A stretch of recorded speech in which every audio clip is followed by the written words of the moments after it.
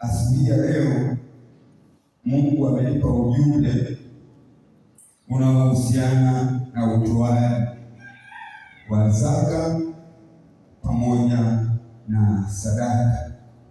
Kama unaandika zaka na sadaka. Ujumbe huu nimeweka kwenye vipengele viwili. Tutaanza kuzungumzia habari ya zaka.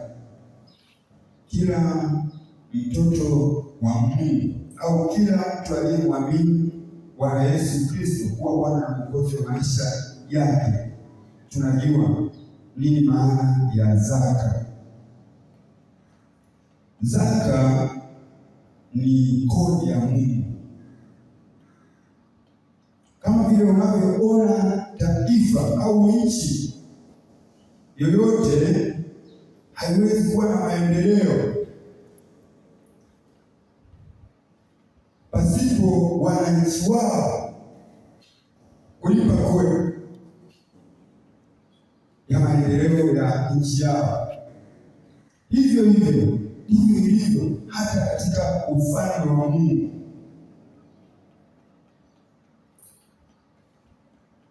Hawa viongozi wa hapa duniani wameiga kutoka kwa nani? Kwa huyu Mungu wetu. Ndio maana nchi yoyote inakuwa na maendeleo kwa ajili ya wananchi wao kulipa kodi. Ndio maana wanakuwa wakali, kwa sababu bila wananchi wao kulipa kodi, hiyo nchi haiwezi kutimiza malengo yake ya kimaendeleo. Kwa hiyo hivyo hata katika ufalme wa Mungu, lazima sisi kama watoto wa Mungu tuwe tunalipa kodi ya Mungu ambayo ni zaka. Na unapokuwa mwaminifu katika eneo la utoaji sehemu ya zaka au sehemu ya 10 ya mapato yako, Mungu hatakuacha. Kitu cha kwanza, utakuwa na amani, utakuwa na furaha, kwa sababu utaishi ukiwa huna hatia ya aina yoyote. Tunaona mifano tu ya kawaida hapa duniani. Mtu ambaye hajalipa kodi, unaona kuna hatua ambazo wanachukuliwa. Wengine wanafungiwa leseni zao za biashara, wengine wanafungiwa ofisi zao. Kwa sababu gani?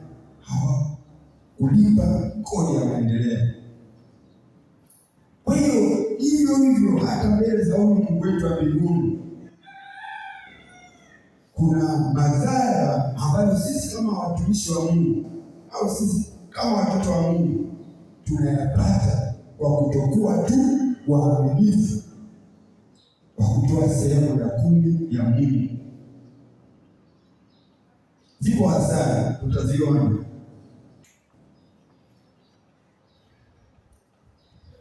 Lakini ukiwa mwaminifu katika eneo hili, kwanza Mungu anakulinda na wewe muovu. Mungu anakuepusha na mambo mabaya yoyote ya wewe muovu, kwa sababu wewe ni mtumishi wake.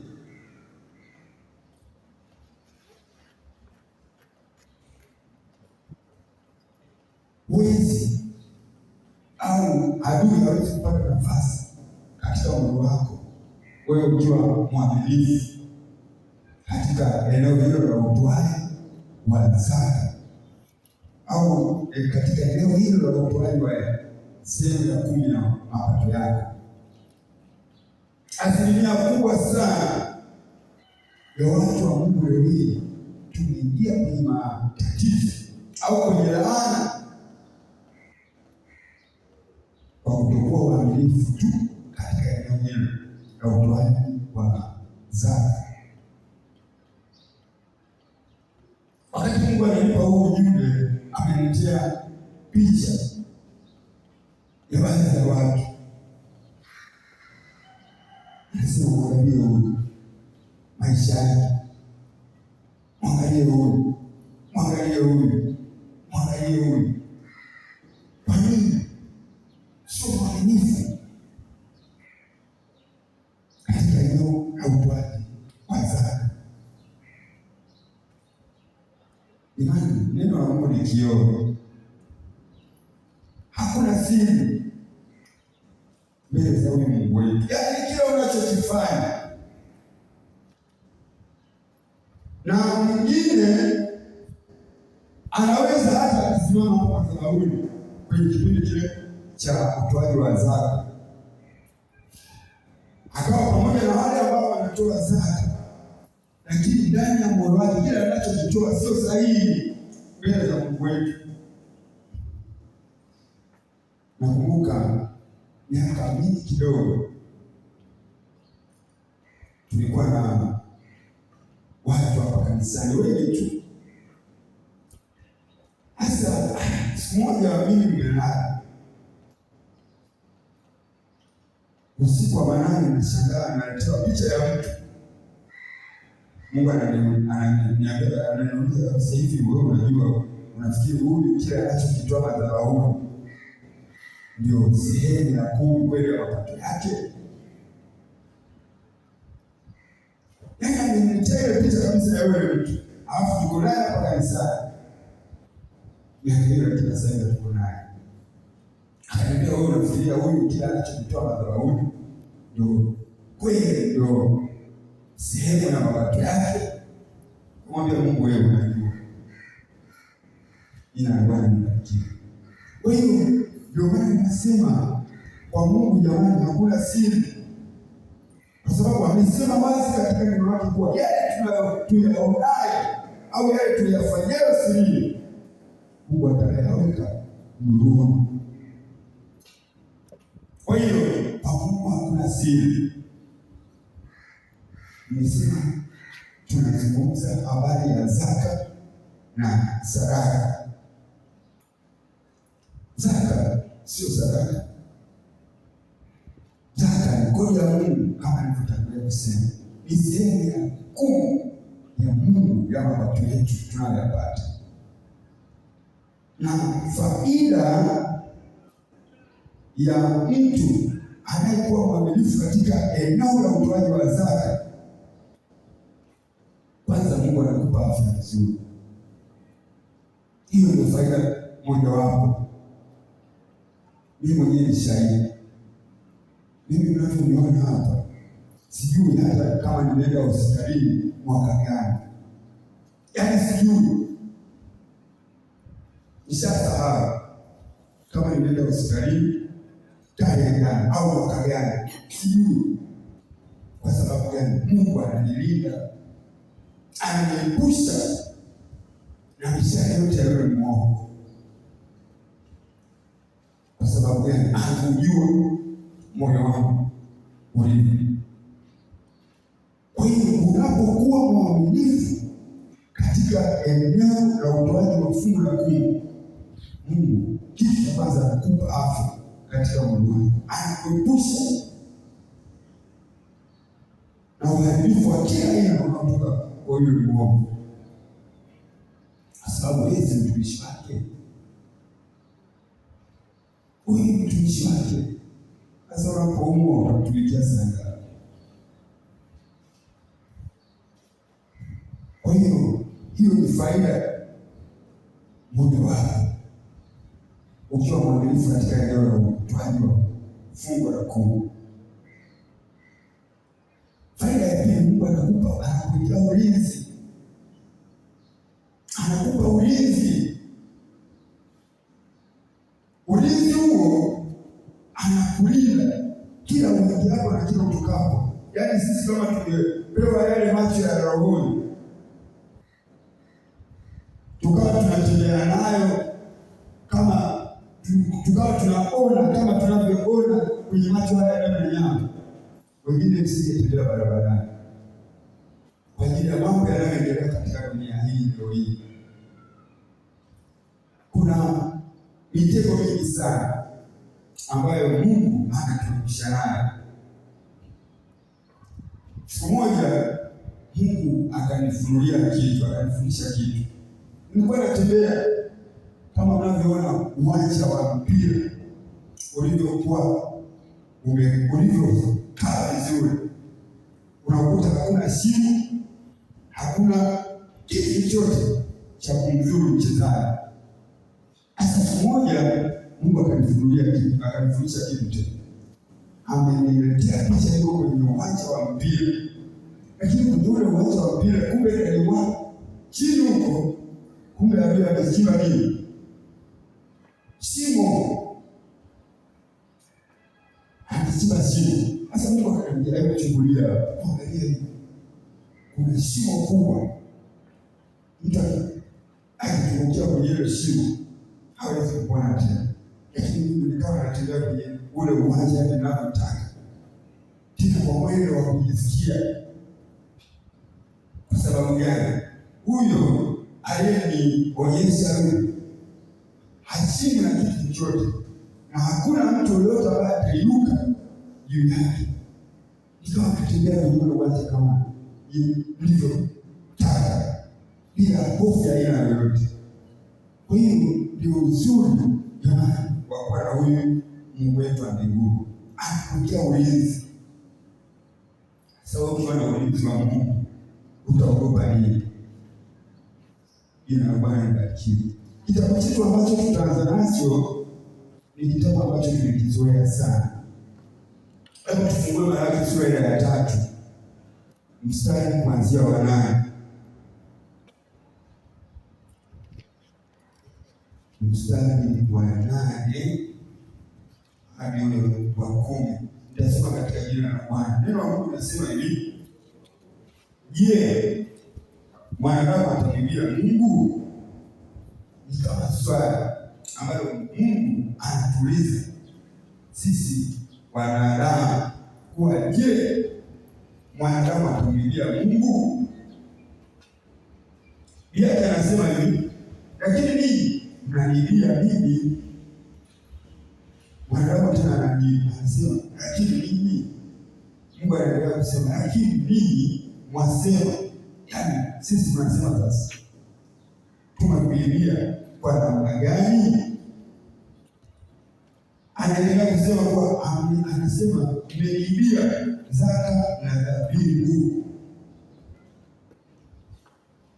Mtu yoyote ambaye sio mwaminifu katika eneo la utoaji wa fungu la 10, huyo ni mwizi mbele za Mungu. Huyo ni mwizi. Na wewe haijalishi uko kanisani au uko wapi, kama wewe sio mwaminifu katika eneo la utoaji wa fungu la 10, wewe mbele za Mungu ni mwizi. Na mbingu utasikia tu kwa wenzako, kwa sababu wengi hawaijua mbinguni. Mwizi haendi mbinguni, kwa sababu hata ukisoma kwenye zile amri za Mungu, hilo Mungu anasema kwenye amri ya 6 anasema usiibe. Hizi swali hapa anasema, je, mwanadamu atamwambia Mungu? Anasema lakini ninyi mnasema tunakuibia kwa namna gani? Mungu anaendelea anasema, mnaniibia zaka na dhabihu. Kwa hiyo kama wewe sio mwaminifu katika eneo la utoaji wa fungu la 10 mbele za Mungu, wewe ni mwizi. Tena wewe afadhali yule kibaka anayeibia watu kule barabarani kuliko wewe mtu wa Mungu ambaye umekwisha kujua kweli, alafu ni mwizi mbele za Mungu. Ni sawa na umeingia kule ikulu, kwenye ikulu ya Mungu ukaenda kuvunja kule ambapo Mungu anasema haingii haingii mwili. Lazima uwe mtu wa tofauti mbele za Mungu, na hata Mungu anakushangaa kwa sababu sehemu ya 10 ya Mungu ni sehemu ndogo sana. Kama umepata 10,000, sehemu ya 10 ya Mungu ni shilingi 1,000 tu. 9,000 nzima ni ya kwako. Ifanye unavyotaka, lakini ile shilingi 1,000 tu, wengi wetu tunakuwa bado tunaiona kuwa ni kubwa mbele za huyu Mungu wetu.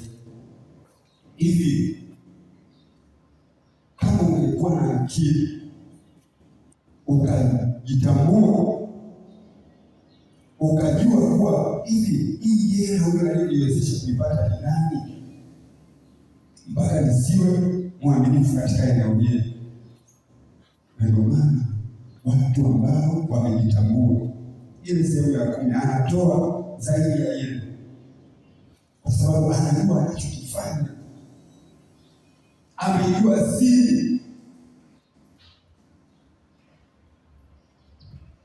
Lakini yule ambaye bado ni mchana ndio anafanya kinyume na neno la Mungu linavyosema. Mungu atusaidie sana. Tunazungumzia zaka na sadaka. Tumeanza na kifungu cha zaka ambacho hicho ndio muhimu sana. Hiyo sadaka acha kutoa, lakini kuwa mwaminifu kwenye eneo hilo na utoaji wa sehemu ya 10 ya Mungu. Naona vijana wengi hapa kanisani amenijiaje mimi kwa kanisani mwangu kuzungumza na mtu mmoja. Sasa nikosa hata muda wa kuonana na yule mtu, lakini nitaka nikae naye chini, mwambie bwana, unaonaje rafiki yangu, unifanye 1, 2, 3 pamoja na juhudi ulizokuwa nazo, unaonaje unifanye 1, 2, 3 na nitakutafuta kwa muda Mungu atakaponipa kibali cha kuzungumza na yule mtu, nimfikishie hicho ambacho mimi nataka kusema naye kwa ajili ya faida yake yeye mwenyewe, sio kwa ajili ya faida yangu. Lazima tubadilike. Kama tunataka kuziona baraka za Mungu, ni lazima tutembee katika kanuni za Mungu. Mungu anataka kutubariki, lakini bado sisi ndio tunazichelewesha baraka zetu.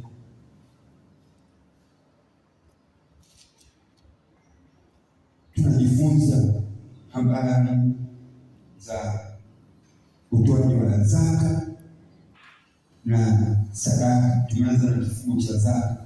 Tuko kwenye Malaki sura ya 3, tumesoma mstari wa 8 na kuendelea. Mstari wa 8 anasema, tushausoma lakini achindie. Anasema, je, mwanadamu atamwibia Mungu? Lakini ninyi mnanibia mimi. Lakini ninyi mwasema, tunakuibia kwa namna gani? Mmenibia zaka na dhabihu. Na ndio maana nikatangulia kusema kuwa wakati Mungu ananipa huu ujumbe, ameniletea baadhi ya watu, ananiambia angalia maisha yetu. Alipokuwa mwanzoni alikuwa anatoa sehemu ya 10, lakini akaenda baadaye akaacha kabisa.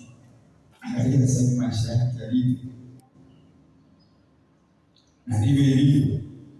Siku moja, miaka mingi kidogo, nikapewa kipindi cha kufundisha ibada ya katikati ya juma.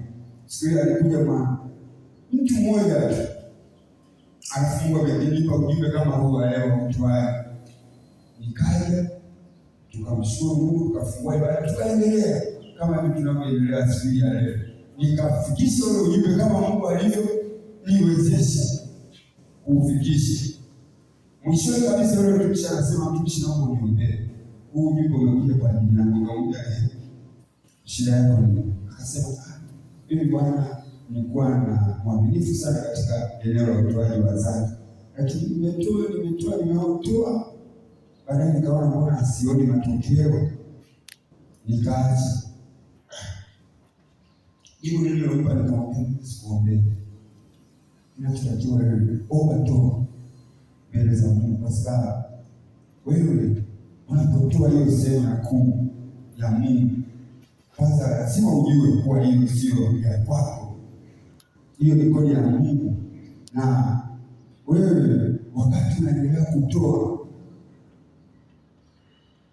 huyo ambaye ulikuwa unamtolea hiyo sehemu ya kumi, je, unajua kuwa yeye ndiye aliyekuwa anakupatia hicho ulichokuwa unamtolea? Kwa nini uache? Nikamwambia, twende mbele za Mungu wote tuombe toba. Basi tukaomba pamoja naye, tukamaliza ibada. Kwa sababu gani? Mungu anasema na mtu aseme na watu. Sasa siku ile kama nisingemtii Roho Mtakatifu nikasema, huyu ujumbe sasa mbona amekuja mtu mwingine, amekuja mtu mmoja, tuliache nibadilishe ujumbe. Mimi siko hivi. Mimi nazungumza kile ambacho Mungu amenituma kukizungumza.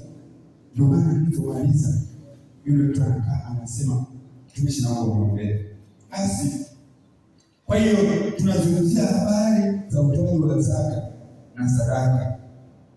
Zaka ni sehemu ya kumi ya Mungu. Nimetangulia kusema wale walioanza nao kuwa taifa kama taifa au nchi haiwezi kuwa na maendeleo bila wananchi wake kulipa kodi.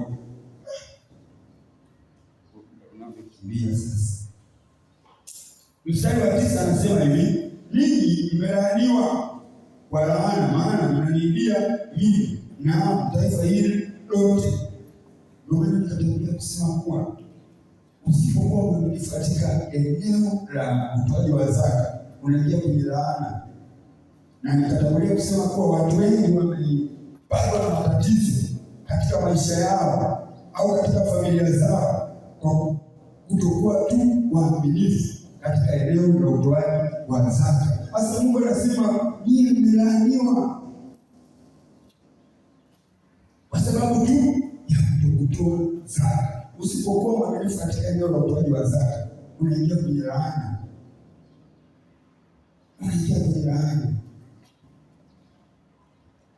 Muda wetu unakimbia sana.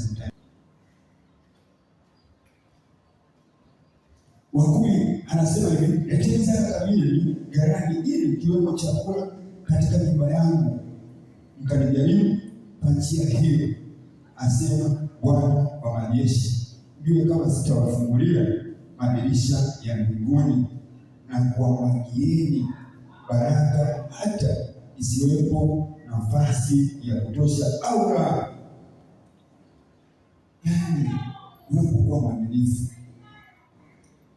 Mungu anasema atatufungulia madirisha yale ya mbinguni mpaka, yaani sisi wenyewe tutashangaa. Sasa kutokana na muda wetu tutaenda haraka.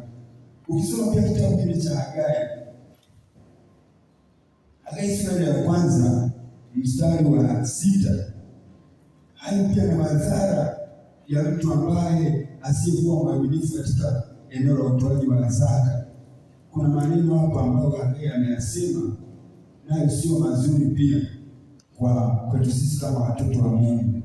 Kama kuna aliyefika kwenye kitabu kile cha Hagai sura ya 1 mstari wa 6, lakini kutokana na muda wetu tunaona unakimbia sana.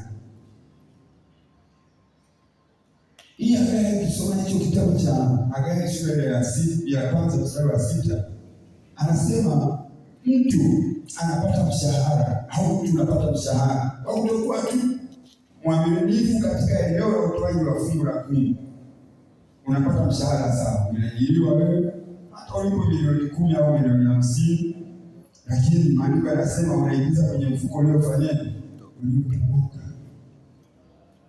Ana maana gani sasa anaposema kuwa unapata mshahara alafu unaiweka kwenye mfuko uliotoboka. Hakuna mtu mwanadamu yoyote ambaye anaweza akapata akawa na pesa yake alafu akaweka hela yake kwenye mfuko uliotoboka. Lakini Mungu ana maana hii, unapata mshahara sawa kwa kutokuwa kwako mwaminifu mbele za Mungu. Ile pesa unapoipata unashangaa matatizo, mtoto anauma, unawapelekea watu wa mataifa kule. Hapo umeweka kwenye mfuko uliotoboka. Umetembea barabarani, mara unasikia hili bwana, mwili wako sehemu fulani unauma, unakimbia pale hospitalini, pale umeweka kwenye mfuko wa nini uliotoboka. Hiyo ndio hasara ya mtu ambaye sio mwaminifu mbele za Mungu katika eneo la utoaji wa fungu la 10. Familia, matatizo chungu mzima hayaishi kwako wewe. Kwa nini usiulize haya mabaya yananijia kwa sababu gani? Mungu wetu jamani ni mwaminifu.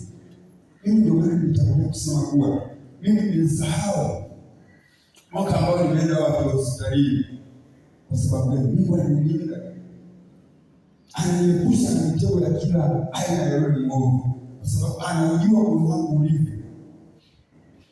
Na wewe pia ukiwa mwaminifu mbele za Mungu, Mungu ana uwezo wa kukulinda, wa kukuepusha na mishale yote ya roho mwovu, kwa sababu tu ya ule uaminifu wako uliokuwa nao. Kwa hiyo Mungu anaposema kuwa umepata mshahara, hasa anaweka kwenye mfuko uliotoboka, hilo si jambo la kawaida. Ambapo watu leo hii magonjwa yao hayawaishi.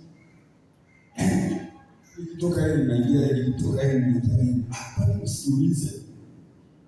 Mwaka mmoja mimi niko pale, nilikuwa niishi kule mbele. Hasa nikashikwa na malaria. Yale malaria yamenishika siku hizi 3.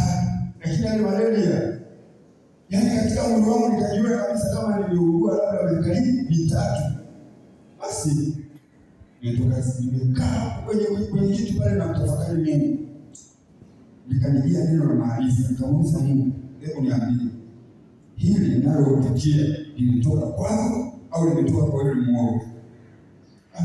Pale nimekaa kwenye kiti sijalala, nikaletewa picha, niko kwenye kiti changu pale. Kile kiti kinachezeshwa namna hii, yaani kama vile unavyoweka mizani, kitu cha kupima kwenye mizani. Afu nikasikia sauti ya upole, na moyo wangu nikasikia uko kwenye kipimo. Pale niliposikia kwa niko kwenye kipimo, ile hali yote ikafanyana, ikaondoka. Nikawa na furaha ambayo si ya kawaida. Nasema Mungu ndivyo unavyowapima watumishi wako. Tangu siku hiyo nikamshangaa Mungu. Kwa sababu gani?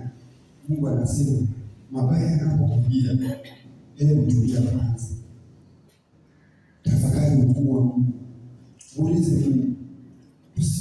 Sisi watoto wa Mungu hatutaki kimbie kama mataifa yanavyokimbia. Mtu umeumwa kidogo unakimbia kwenye hospitali. Tulia, uulize Mungu. Sasa mimi sijatumia pana, sijaenda hata hospitalini. Niliposikia akikuwa niko kwenye kipimo, na uponyaji wangu pale upokee. Na sio hilo tu, siku moja nikaumwa na jini. Tena nikasafiri nikaenda mkoani. Nilifika kule mkoani nikakuta ni msimu wa mahindi yanaiva. Kila nyumba anayoingia watu wa vijijini tofauti na watu hapa mjini. Kila nyumba anayoingia kwa kitu kichungu, mimi na watu jamani niachie. Hiyo mahindi nayatamani sana, lakini iko ndani nisikie. Basi nilikuwa na shilingi zangu wa Iramba. Kaka zangu walikuwa wa Iramba wote. Basi wakaniambia bana shilingi jino linaniuma. Ananiambia bana dawa, chukua kitunguu saumu, chukua nini, utengenezee wewe kwa. Nimetumia maandalizi lakini nimekuja hapa nikamwambia Masaruti, hebu kuna kama na shilingi zangu niambia kuchukulia. Sasa niko kuja hivyo kama hiyo tunamjiu. Ndio nilichukua ugonjwa zaidi, kitu chote kikaungua. Nikarudi nyumbani siku hiyo, ninaenda kwenye shughuli zangu. Nikamwambia Mungu, kuanzia leo kama unaniponya hili jino, kama huniponi, mimi situmii dawa yoyote, sitaenda hospitalini kuling'oa wala situmii dawa yoyote. Usiku ule Mungu akanipa usiku wa manane nilala, nikajikuta niko sehemu ambayo ya utulivu ambayo sio wa kawaida, alafu nikajikuta na amani ambayo sio ya kawaida. Nikasikia sauti nasema kabisa ndani ya moyo wangu, sauti, kuanzia leo utakula kila unachotaka. Pale maumivu ya jino yakafanyaje? Yakafutika. Jina la Bwana libarikiwe. Ukimsha Mungu, Mungu hawezi kukuacha, hawezi kwenda tofauti na wewe unavyotaka. Mungu jamani anasikia. Ni sisi tu wenyewe tunaofanya Mungu kama yuko mbaya, lakini Mungu hayuko mbaya. Hasa kwenye laana tena, kwenye laana ukisema pia tutasoma kitabu kile cha Kumbukumbu la Torati, Kumbukumbu la Torati sura ya 28 ukianzia mstari wa 15 na kuendelea. Yaani huko unakutana na laana tu. Hizo ni hasara za mtu ambaye sio mwaminifu kwenye utoaji wa sehemu ya 10 ya Mungu, au ni laana ambazo mtu wa Mungu anazipata ambaye sio mwaminifu kwenye eneo la utoaji wa fungu la 10. Basi moja kwa moja acha tuishie hapo. Kufika soma hicho kitabu cha Malaki sura ya 3 kuanzia mstari wa 8 hadi wa 10, alafu soma Hagai sura ya 1 mstari wa 6 na soma Kumbukumbu la Torati sura ya 10 na ila 20, Kumbukumbu 28 mstari kuanzia wa 15. Hizo hayo ni madhara ya mtu ambaye sio mwaminifu katika eneo la utoaji wa fungu la 10. Tuangalie kipengele cha mwisho ambacho ni cha sadaka, na kutokana na muda wetu tunaenda na baraka. Sadaka sasa huku ndio kwenye baraka zetu sisi kama watoto wa Mungu. Kama tunataka tuzichote baraka za Mungu, Mungu anasema ni jaribuni kwa njia hii. Tunamjaribu Mungu kwa sadaka. Na sadaka, mimi inawezekana mimi kama Sauti nina 20,000 mfukoni. Kama nina 20,000 nikitoa 2,000 sadaka, na wewe pengine una 10,000, ukitoa 2,000 wewe mbele za Mungu unaonekana wewe umetoa zaidi ya mimi, kwa sababu mimi nina zaidi, wewe una pungufu, lakini umetoa zaidi ya kile mimi ambacho nimetoa. Kwa hiyo mbele za Mungu wewe unahesabika kuwa wewe umetoa zaidi ya mimi. Kwa hiyo kama ni baraka utazipata wewe, sio mimi. Kwa hiyo tunapozungumzia habari ya utoaji wa sadaka, sadaka ni kipimo chetu sisi mbele za Mungu wetu. Sadaka ni ishara ya upendo ambayo tunaionyesha kwa hiyo Mungu wetu wa mbinguni kuwa tunakupenda. Unajua ukipenda watu wana huko tayari kumpa chochote unachotaka kumpa, kwa sababu tu unampenda. Na ndio maana hata Mungu wetu alitupenda kwanza sisi watoto wake, ndio maana akamtoa mwanawe wa pekee ambaye ni Yesu Kristo kuja ulimwenguni kutukomboa sisi wanadamu pamoja na dhambi zetu. Kwa hiyo unapotoa sadaka unaonyesha ishara ya upendo mbele za Mungu wetu. Na ndio maana hata maandiko tunasoma anasema kila atoaye atoe kwa moyo wa kupenda. Yaani sadaka hailazimishi mtu, wewe mwenyewe unaamua kuwa leo Bwana Mungu amenibariki na hiki, ili ndio uweze kumgusa Mungu hata nitoe kiasi hiki. Sasa hapo wengi tulipo kwamba,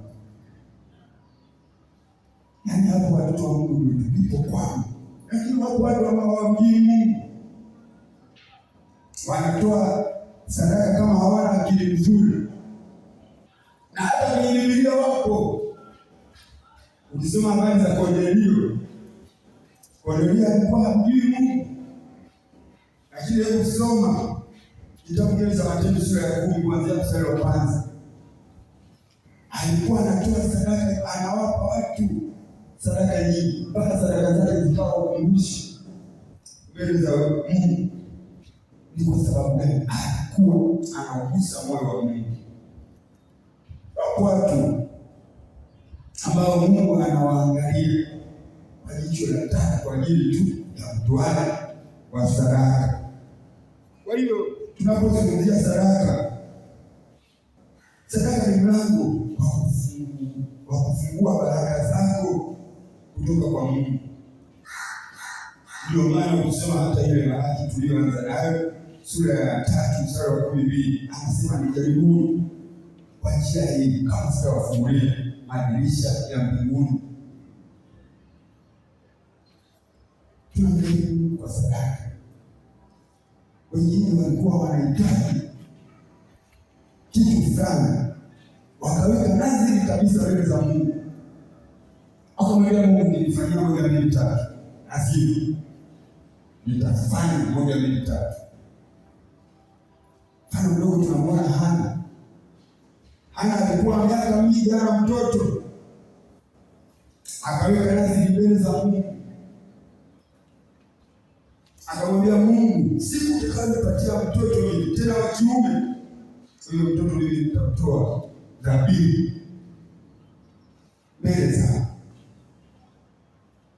Mungu. Akasikia maombi ya Hana, na alipopatia ule mtoto kweli akampeleka kama alivyokuwa ameweka nadhiri yake mbele za Mungu, akampeleka hekaluni ili akamtumikie Mungu. Kwa hiyo tunapozungumzia sadaka, sadaka ni mlango wa mafanikio yako wewe. Hebu tufungue Wakorintho wa pili sura ya 9 mstari wa 6.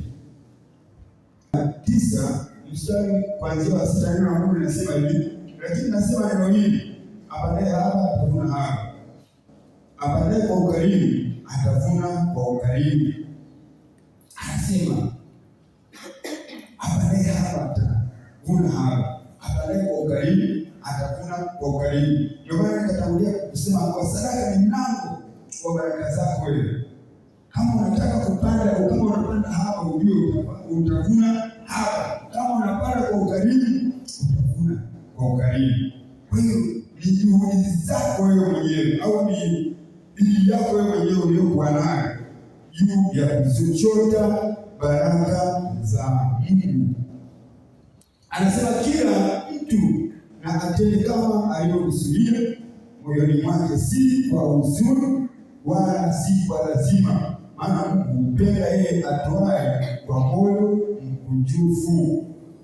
Na maana nikatangulia kusema kuwa sadaka halazimishi mtu yoyote kutoa sadaka, kwa sababu hiyo sadaka ndio itakayokufanya wewe uchote baraka zako kutoka kwa Mungu. Lakini sehemu ya 10 hiyo lazima, hiyo sehemu ya 10 ni lazima.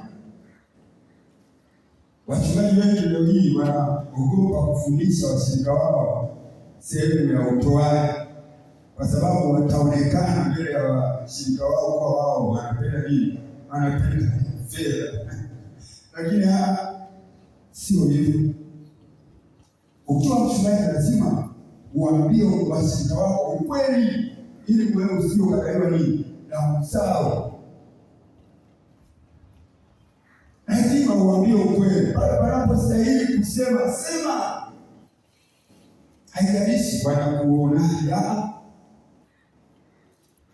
Sema kwa ajili ya faida yao, kwa ajili ya kuwaponya wao. Hata mara nyingi wachungaji wa makanisa hawapendi kuzungumzia habari za utoaji, wanawaachia washirika wao. Lakini baada ya kujisikia Mungu anapokuambia sema 1, 2, 3, sema. Kwa sababu usiposema kile ambacho Mungu anakuambia, na wewe unaingia kwenye hatia. Kwa hiyo neno la Mungu linasema kuwa na kila atoaye atoe kwa moyo wa kupenda, sio kwa kulazimishwa. Sadaka halazimishwi mtu. kwa sababu huo ndio mlango wewe wa kuchota baraka zako. Hapo ndipo ambapo wewe unatengeneza barabara ya kuzichota baraka zako. Na ndio maana kwenye Kumbukumbu la Torati sura ya 28 kuanzia mstari wa kwanza hadi wa 14 anasema kama ukisikiliza sauti yangu na ukafanya sawa sawa na vile ninavyokuamuru kufanya, anasema baraka hizi zitakufuata. Yaani sisi kama tutafanya sawa sawa na vile Mungu anavyotaka tufanye, baraka zitafuta, zitafuata sisi wenyewe, lakini ni pale tu tutakapotii. Kwa hiyo anasema, lakini nasema neno hili, apanaye hapa atavuna hapa, apanaye kwa ukarimu atavuna kwa ukarimu. Kila mtu na atende kama alivyokusudia moyoni mwake, si kwa huzuni wala si kwa kulazimishwa wala si kwa lazima, maana Mungu hupenda yeye atoaye kwa moyo wa ukunjufu, na Mungu aweza kujaza kila neema kwa wingi, ili ninyi mkiwa na riziki za kila namna siku zote mpate kuzidi sana katika kila tendo jema. Anasema tukiwa na riziki tuweze kuzidi sana katika kila tendo jema. Maskini jamani, sio kitu kizuri. Mimi wakati naokoka nilimwambia kabisa Mungu, kwa Mungu hivi kama wewe ndio ulioniita, maisha ya maskini siyataki. Nilimwambia kabisa hiyo, akasema nitakubariki. Kwa hiyo mimi hapa haijalishi sasa hivi niko, lakini mimi nibarikiwa wa Mungu. Haijalishi. Na katika ulimwengu wa roho ninaona watu wanasema barikiwa sana. Kwa hiyo mimi baraka zangu zipo, haijalishi sasa hivi niko na mashaka, mimi nibarikiwa wa Bwana. Kwa hiyo sina wasiwasi, haijalishi ni nini, lakini najua Mungu akisema, amesema. Siku moja Mungu akanitia maono. Mtu mmoja akasema, bwana, hebu nipe siri ya mafanikio yangu. Nikamwambia, hakuna siri nyingine. Wewe kama unataka Mungu akubariki, ingia kwenye utwali, ukafungulia maandiko kwenye Mungu wa roho. Ukafungulia maandiko. Tena nifungulia kitabu kile cha Mwanzo sura ya 22 kama Biblia, habari za Ibrahim. Iko kwenye ndoto. Nikamfundisha, akasema basi bwana, nimekubali. Kwa hiyo Mungu jamani ni mwaminifu.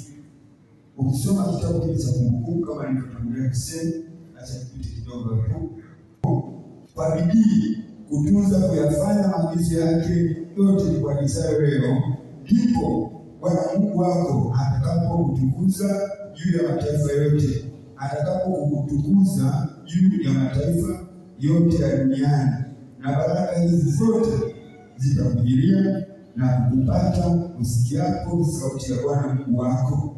Utabarikiwa mjini, utabarikiwa na mashambani, utabarikiwa uzao wa tumbo lako na uzao wa nchi yako na uzao wa wanyama wako wa mifugo, maungio ya ng'ombe wako na wadogo wa kondoo zako. Itabarikiwa kapu lako na chombo chako cha kukandia unga. Utabarikiwa uingiapo, utabarikiwa na utokapo. Bwana atawafanya adui zako wainuke juu yako, kupigwa mbele yako. Watakutokea kwa njia moja, lakini watakimbia mbele yako kwa njia saba. Soma ukifika nyumbani kwa mtoto, soma hiyo sura mpaka mstari wa 14, unazungumzia baraka tu, na tumeona kwenye madhara ya mtu ambaye sio mwaminifu kwenye utoaji wa fungu la 10 kuanzia mstari wa 15 na kuendelea, unakutana na laana tu. Kwa hiyo tunaenda haraka kutokana na muda wetu, sio rafiki. Na ukisoma Matendo sura ya 10 tunakutana na kisa kimoja cha Kornelio.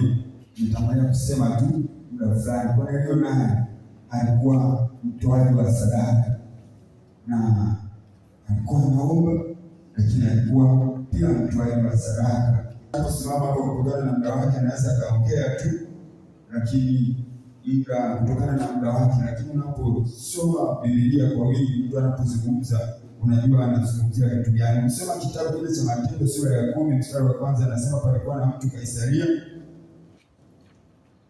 jina yake Kornelio, akila kosi yake yote, naye alikuwa akiwapa watu sadaka nyingi, hakumwomba Mungu daima. Akaona katika maono wazi wazi kama saa 9 ya mchana malaika wa Mungu akiingia na kumwambia Kornelio. Akatazama sana, akaogopa, akasema, kuna nini Bwana? Akamwambia, sala zako na sadaka zako zimefika juu na kuwa ukumbusho mbele za Mungu. Sasa basi, peleka watu Yafa, ukamwite Simoni aitwaye Petro. Yeye ni mgeni wa mtu mmoja, jina lake Simoni, mtengenezaji wa ngozi, ambaye nyumba yake iko. Bwana atakwambia yakupasayo kutenda. Bwana Yesu asifiwe. Nimetangulia kusema kuwa sadaka ni mlango wa baraka zako. Unapokuwa unatoa sadaka nyingi mbele za Mungu, unajisafishia njia. Tumeona kwenye Kumbukumbu la Torati anasema baraka hizi zitakufuata. Yaani sisi baraka zinatakiwa zitufuate, sio tuzitafute. Leo hii watu wengi hata ule muda wa kukaa magotini kwa Mungu hatuna, kwa sababu tu ya kuhangaikia maisha ya dunia hii. Lakini Maandiko Matakatifu, kisoma ile Injili ya Luka Mtakatifu, anasema msijisumbue kwa neno lolote. Akatutolea mifano, akasema, angalieni hayo maua ya kondeni, angalieni wale ndege wa angani. Yaani yote haya Mungu anatuimarisha au anatujenga ili basi tumtumainie yeye, tumwishie yeye. Yaani tusiwaze kitu chochote ambacho kiko katika ulimwengu huu. Unajua Sulemani alipotokewa na Mungu akamwambia omba lolote. Alikuwa mwanadamu kama mimi na wewe, tungeomba mambo yanayoonekana katika dunia hii. Na Sulemani leo, Mungu hata leo hii anasema na sisi. Mimi mwenyewe Mungu ashanitokea, akaniambia omba lolote.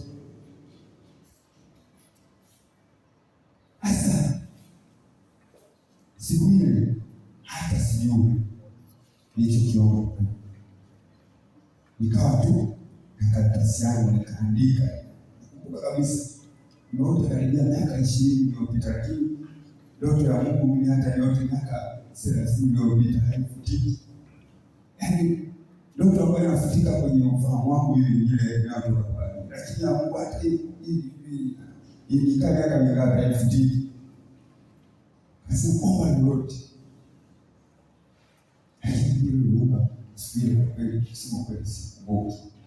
Nikaandika tu, nakumbuka nikaandika simu.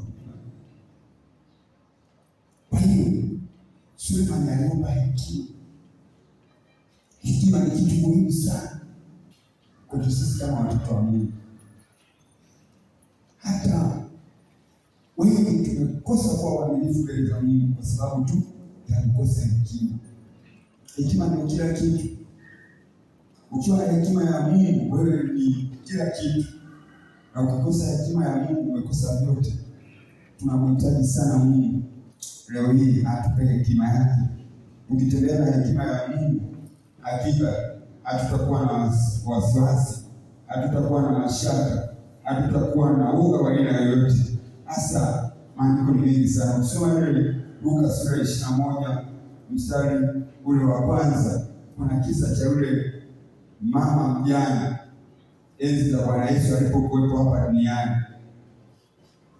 Alisimama hekaluni kama hivi au kwenye nyumba ya ibada kama hivi, akaona matajiri wengi wanakuja kutoa sadaka zao. wale matajiri wametia vile walivyoweza wao, lakini akawepo mjane mmoja ambaye alikuwa na senti hizi 2. Yule mjane zile senti 2 ndio hiyo akiba yake aliyokuwa nayo, akaileta madhabahuni pa Bwana. Ndio maana nikatangulia kusema kuwa utoaji wa sadaka ni njia ambayo wewe mwenyewe unafungua baraka zako wewe mwenyewe. Yule mjane alitoa senti 2 na wale matajiri wakatoa hela nyingi kwenye ibada, lakini mbele za Mungu yule mjane akaonekana yeye ametoa zaidi kuliko wale matajiri. Kwa sababu gani? Yeye ametoa kile alichokuwa nacho. Na ndio maana katika utoaji wa sadaka nimetangulia kusema kuwa inawezekana mimi nina 20,000 mfukoni, ninatoa 2,000, wewe una 10,000 au 5,000 ukatoa 2,000. Wewe mbele za Mungu umetoa zaidi yangu mimi, kwa sababu mimi nimetoa ziada, wewe umetoa kile ulichokuwa nacho. Kwa hiyo ndivyo ilivyokuwa kwenye siku ile, kwenye ile ibada ambayo Yesu alishuhudia. Akawaambia wale matajiri wale waliokutandika mahali pale, akamwambia mnamuona huyu mjane huyu, katika wote waliotoa sadaka, huyu ametoa zaidi ya hii yote iliyoko mahali hapa. Kwa sababu gani? Alitoa alichokuwa nacho. Wale matajiri walitoa zaidi. Kwa hiyo Mungu atusaidie sana. Unapotoa sadaka, haijalishi ni shilingi ngapi, lakini Mungu anataka aone ule moyo wako. Je, kile unachokitoa ndio hicho ulichokuwa nacho? Na ukisoma kitabu kile cha Mwanzo, tutasoma kwa wakati wako, Mwanzo sura ya 22, tunakuta na mtumishi wa Mungu Ibrahim ambaye yeye ndio baba wa imani. Yeye alikuwa na mtoto wake mmoja, tena alimtafuta alimuomba kwa miaka mingi sana. Na siku hiyo Mungu akampa mtoto kwenye uzee wake. Alafu huyo mtoto mmoja Mungu anamtokea na kumwambia Ibrahim, nataka unitolee huyo mtoto wako au sadaka ya kuteketezwa. Ibrahim kwa sababu alikuwa amemshika Mungu, alikuwa anamjua Mungu, na alijua kuwa huyu mtoto nimemuomba sawa miaka mingi, lakini huyu anayeniambia nikamtoe ndio aliyenipatia huyu mtoto. Kwa hiyo ana uwezo wa kunipa watoto zaidi ya huyu ambaye ananiambia kuwa nikamtoe awe sadaka ya kuteketezwa. Ibrahim akachukua hatua, hakumwambia mtu wake, kwa sababu alimwambia yule mama si mbaya. Ndio maana saa nyingine sisi kama watoto wa Mungu tuko ndani ya nyumba ya Mungu, mke na mume, labda mmoja anajisikia kufanya kitu fulani kwa ajili ya Mungu. Ukimshirikisha mwenzako anaweza kaleta maswali, lakini wewe mtii yule ambaye anasema na wewe ndani mwako. Usisikilize yule ambaye umeishi naye. Ndivyo alichokifanya Ibrahim. Akamchukua Isaka, akachukua na vijana wake wawili, akaenda mpaka pale Mungu alipomwelekeza. Alipofika pale kwenye mlima wa Moria, akatengeneza madhabahu. Lakini njiani huku mtoto anauliza, baba, kuni tunazo, moto tunao, je, huyo mwana kondoo tunaenda kumtoa sadaka yuko wapi? Baba akatumia hekima, akamwambia Mungu ninayemwabudu mimi atajitwalia huko tunakoelekea. Kwa sababu angemwambia Isaka kuwa wewe ndio unaenda kutoa sadaka, nafikiri kule barabarani wasingeelewana tena. Lakini Ibrahim akatumia hekima kwa Isaka, akamwambia mwanangu, Mungu atajitwalia huyo mwana kondoo. Basi akaendelea na safari, wakafika sehemu ile ambayo Mungu amempa maagizo ya Ibrahim. Basi Ibrahim akatengeneza madhabahu, akafanya kile ambacho Mungu amemwamuru. Lakini tunaona moyo wa Ibrahim, Mungu alipoona moyo wa Ibrahim akamwambia, Mungu akatuma malaika wake akamwambia Ibrahim, kweli nimeamua, nimejua kwa wewe unafanyaje, unanipenda, ili mradi huku nizuilia mwanao wa pekee Isaka, hakika katika kukubariki nitakubariki. Amani. Ndio maana nitatamani kusema kuwa sadaka ni mlango wa baraka zako. Jina la Bwana libarikiwe.